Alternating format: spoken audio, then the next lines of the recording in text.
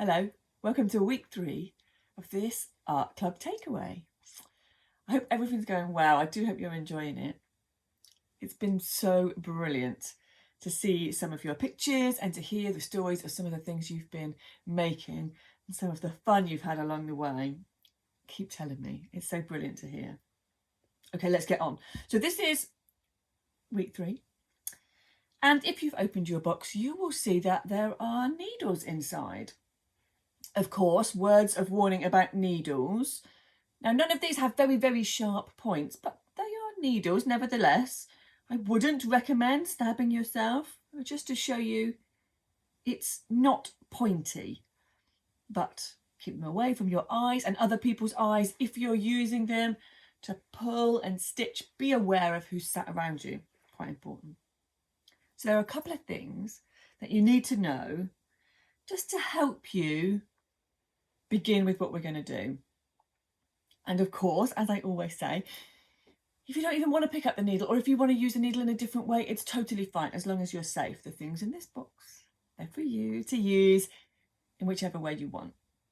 I'm hoping that this week we might practice using stitches to join things together. So I don't necessarily want to say that we're sewing, but the way that we're going to join the pieces together in the box, it's going to be with thread, with stitches. So a couple of things: how to thread the needle, how to tie a knot, what's the best amount of thread to use. So first of all, I'm going to choose this needle. Tell you what, if you've got other threads in your house, wool, bits of cotton, something that you might want to use, feel free to get them and try and experiment with them. If you've got buttons, beads, things with quite large holes in, because the eye of this, let me show you. Oh, just ferret about over here. So for example, I've got this bead. You might well have some of these in your pack. This has got quite a big hole, can you see? And so therefore, my needle, when I push it through, it goes all the way through. But something with a very small hole, a button, I've got nothing to show you. It might not work. So just see first if you'll get your needle through. Very important. So take some thread and a pair of scissors, which I hope you've got. Now, just a quick way to start. Instead of cutting your thread directly across, horizontal, try and cut your thread at this kind of an angle. So you're holding your scissors with the handles down and the ends pointing towards the end of the thread. Excuse me. And see if you can cut it on a bit of an angle. All that will do is we'll make it a little bit pointier, a little bit sharper. So hopefully when you push it towards the needle, it'll go through. Now, don't try and hold your thread like this. You've got no control over it. And don't try and hold it right here, because that's hard. I would give yourself about 1 centimetre and push it very gently towards the eye of the needle. Now, I normally wear glasses, but these needles have got quite big eyes. So, and as you push your thread towards it with the same hand that's holding the thread, grab the needle. So now you know that you've got your thread through and your needle is held securely in this hand. Now, with this other hand, you can grab this end that you've just put through and move your hand along the thread. So you'll see the needle is now on the thread. So take about as much thread as is the length of your arm. I didn't explain that very well. A piece of thread that's about as long as your arm goes up and then about as long as your arm comes down. So you've basically made it double. Can you see? There's the end come in. Now what I want you to do with your scissors, cut them very close. So you've got a piece of thread that goes up and back. It's double, it's a double thread. Now, the knot. Some of you may be already knot-tastic. You may be fantastic at tying knots. Some of you may be not so much. And you might need a bit of practice. It's always worth practicing. I would treat these 2 pieces of thread as if they are one. Hold them together. Now, to tie a knot, you need to make a loop. So what you do is you put one end behind the other. So what I've got is I've got the short cut end and it's going behind the long end. And what happens is it makes a loop. So what you need to do is whichever thread is behind, for me, it's the cut thread, that's behind, and it needs to go all the way over the other thread and through that loop. And that's how you make a knot. So I'm going to take this short cut piece over the top of the other lot of the long piece. I'm going to poke the end through the loop. Now, if I hold the bit that's come through the loop, and I'm holding this long piece too, and as I pull, a knot arrives. So you can practice doing that a couple of times. If you leave this knot sort of at the bottom of your loop, you've got a better chance, I can't promise it'll happen, of getting the knot, oh, I did it, on the same place. That very rarely happens. But if you try to put that knot at the bottom of your loop, so let's see if I put that knot there and go over the top and come through and pull it, it doesn't quite go in the same place. Can you see? Just practice. It's just practice. Now I've given you some of this. It actually will hold the thread quite well, but there's another couple of things that I just want to say, just so you can get the idea of what's kind of important and what not to worry about. You need to decide which is going to be the back and which is going to be the front.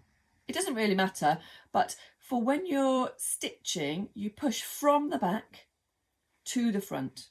This is the back now and this is the front. And you come out the front and you pull all the way till the knot. Now the knot is what stops that. If you haven't got a knot, you will probably be able to pull it all the way through. But because of this sort of thick, white, foamy stuff, you might well find you'll be able to hold it without a knot. Something to experiment. Try. So now, here's the front, and I'm going to go from the front to the back. And I'm going to pull, pull, pull, pull, pull all the way. Keep pulling. Now, from the back to the front, and I'm going to pull, pull, pull, pull all the way. So it's easy for these threads at the back to get tied up or knotted. What you can do is use your needle just to tease out any knots. This is really worth practicing. See if you can. Try these things without asking for an adult's help. If you see a knot, if perhaps this has happened, your needle's gone through a loop, see if you can work out where it went. Do you see that? If that goes through there, see if you can figure out where it's gone and pull the thread to get it back out again. So now, of course, you can go around the side by going from the front to the back around, but I'm always coming out the front. So I want you to practice these So now I can use my needle to just pull that up a little bit, sit it in the place that I want it to be in, move it. And if I don't pull too hard, if I pull, you'll find you've either lost the stitches or it all starts to cobble up together. You might want that. Practice and see what happens. You can loosen it by pulling that a little bit, or just like I've said, using the needle, going in and teasing it out. If something goes wrong, it doesn't work, you change your mind, take your scissors and carefully cut the knot off. So look, the knot's gone. And you'll find you can just pull it out. Start again. If this is too short, take it out, go again. Because if you've only got a very short piece of thread, you'll find you've got nowhere to go. At the end, if you do lots of stitches, join some things, sew some things together, and you want to tie a knot, leave yourself a good piece of thread so that you can do that loop and through and keep that at the back. Now, there are lots of things, some foamy bits that you'll find the needle goes through very easily. Think about other ways with the other things that are inside this pack to join and stitch. One last thing.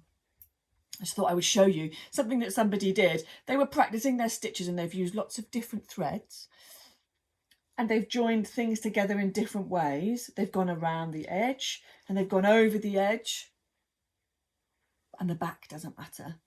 It's just a load of threads left out. Don't worry about it. If you wanted to, if you were using got a piece of this. And if you wanted to make this into a little framed piece of artwork, excuse me, once you'd finished, I had an idea using some tape. You might have some plastic tape. This is what this is, or maybe paper tape, anything. If you pull a piece and if you stick it, you might want to do this on the table. I'm doing it up so you can see. You can stick it over half the edge. So can you see that I'm leaving half the tape not stuck to anything? Does that make sense? So half of it stuck. So my tape is very quick and easy to pull. You might have to use scissors. Now, what I'm going to do is I'm going to fold that other half, the bit that wasn't stuck to the mesh. I'm going to fold it over and join it. Now, can you see how I've kind of edged it and made a little frame for it? You can very easily cut these pieces off. I was practicing earlier on, so I've done 2 sides there. You could keep going. And whatever you've got on there, you framed it. Oops. And made yourself a little piece of artwork. Let me know how you get on. I'd be really interested to hear. And keep practicing. Keep practicing. That's all it's all about. Thanks.